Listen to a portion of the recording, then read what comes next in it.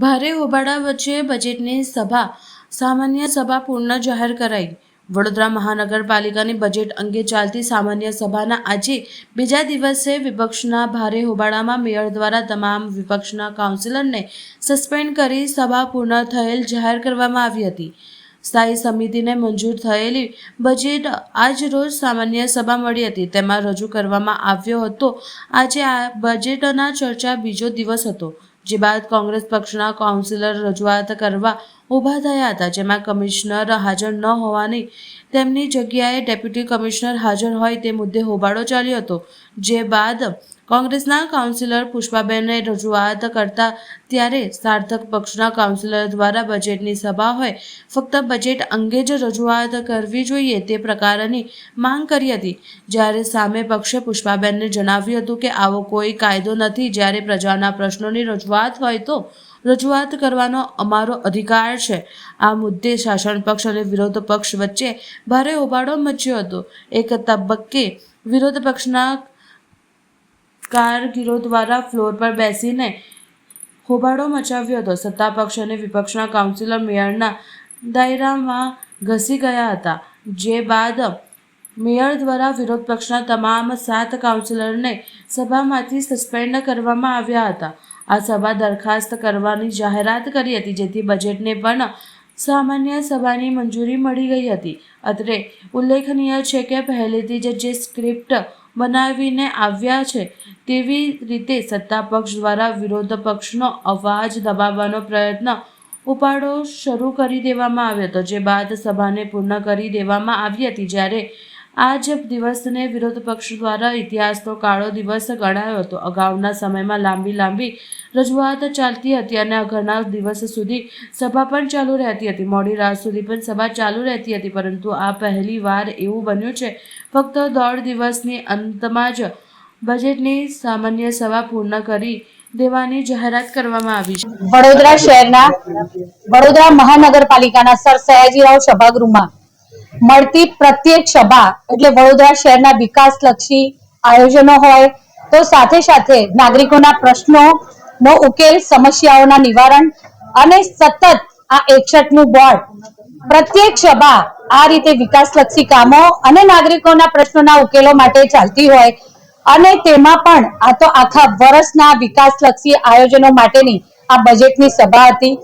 ગઈકાલથી શરૂ થયેલી આ સભામાં 2 દિવસથી દરેક સભાસદશ્રી જેને પોતાના સૂચનો આપવા છે, મંતવ્યો આપવા છે અથવા તો આ કર દરના વધારા વિનાનું અને વિકાસલક્ષી બજેટ કે જે ખરેખર સમગ્ર દેશમાં હું તો કહીશ કે ઐતિહાસિક બજેટ એટલા માટે પણ છે કે વડોદરા શહેરના આપણા મહારાજા સર સયાજીરાવ ગાયકવાડજીનું વિરાસતથી વિકાસ એવા નામના શીર્ષક હેઠળ જ્યારે આપણે સભા કરી રહ્યા છે અને સમગ્ર આ જે બજેટ લક્ષી જે સભા હતી, જે આ બજેટનું આયોજન કર્યું છે, જેમાં છેવાડાના વ્યક્તિથી લઈ અને વડોદરા શહેરમાં વસતા પ્રત્યેક વર્ગના નાગરિકોનો સમાવેશ થાય.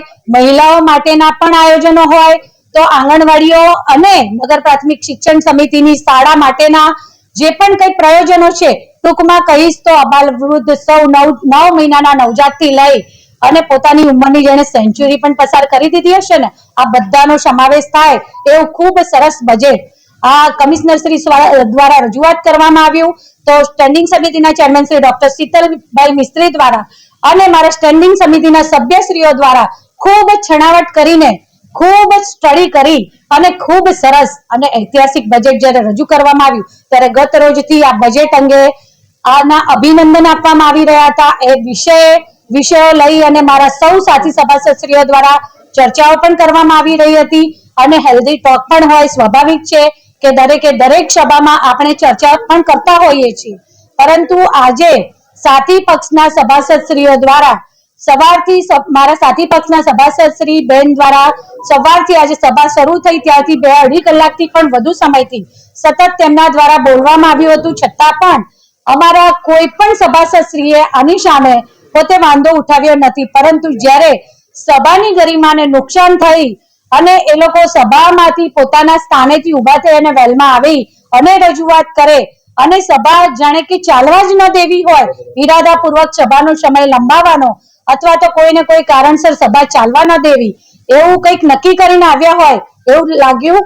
અને મને ન છૂટકે આ નિર્ણય લેવો પડ્યો, કારણ કે એમના દ્વારા મારા વારંવાર રજૂઆત કરવા છતાં મેં એમને આપ સૌ મીડિયાના મિત્રો પણ હાજર હતા, મારા સૌ સાથી સભાસદશ્રીઓ હાજર હતા, અને આ 61મું બોર્ડ છે અને 61મા બોર્ડની આ સભા બજેટની આપ સૌ જાણો છો કે પ્રત્યેક સભા આપ મીડિયાના મિત્રો થકી આપણા કચકડે કંડારાઈને સમગ્ર શહેર પણ એનું સાક્ષી બનતું હોય છે.